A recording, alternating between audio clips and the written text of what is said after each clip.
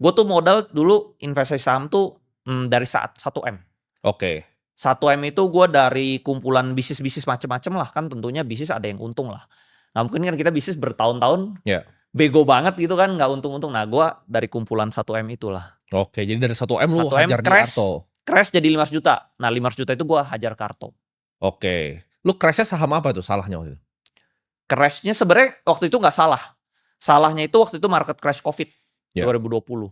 Semua sahamnya bagus, ada BCA, BRPT, Arto, terus INKP, satu lagi apalah gue lupa.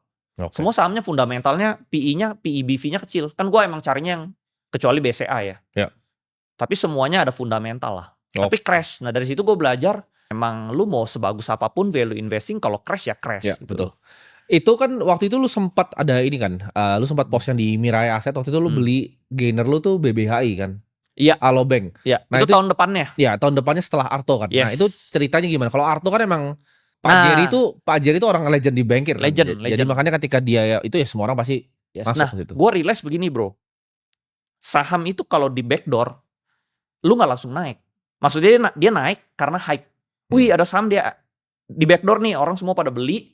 Lalu di titik tertentu itu trader itu gak sabar. Akhirnya dia jual, dia turun. Nah diturunin lu harus sabar. Sampai market maker mulai main. Oke. Nah biasa orang tuh gak ada kesabaran yang kedua ini bro. Biasa dia udah trend, hype.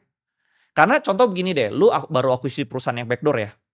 Lu kan lagi sibuk nih bro. Di belakangnya lu urusin tender offernya, segala macam. Lu gak sempet mainin sahamnya. Ya. Begitu lu udah selesai semua, sahamnya memang udah sah milik lu, barulah di situ main. Nah dari jeda situ ke situ menurut gue sekitar butuh waktu 6 bulanan lah. Oke. Jadi waktu itu Arto lu dapat, semua orang udah keluar, gue nunggu di situ nyangkut 6 bulan. Itu lu hajar, lu tebus terus tuh sampai atas. Gue tebus terus. Oke. Nah dari situ harga average-nya turun ke 400 perak. Dari 400 perak terbang ke 19.000. Oke, nextnya dulu kan berarti kan beli BBHI. Nah itu beli kan BBHI. Dulunya itu kan perusahaan bokap lu Bang Harda sebelum di acquire. Betul. Nah itu kan apakah lu dapat informasi khusus dari situ atau sebenarnya enggak? Enggak. Jadi gue memang tahu BBHI ini mau dijual, tapi waktu itu bisnis bank itu jelek. Karena bank itu harus nambah modal inti 1T setiap tahun. Betul. Bahkan itu bokap lu jual. Bokap gue jual itu karena dia bilang bank itu untungnya paling 3% lah. Karena lu kan harus ambil pinjaman dari orang, lu pinjemin orang, lu ambil selisih nih. Dari kasih orang bunga sama lu dapat bunga net dari interest marginnya. Yes, lu dari selisih itu kurang lebih sama ada yang nyangkut-nyangkut kan banyak ya. Jadi kurang lebih 3%. Gimana caranya lu dari modal lu cuman untung 3% tapi nambahnya 1T bro. Waktu itu modal intinya sekitar 500-an miliar lah.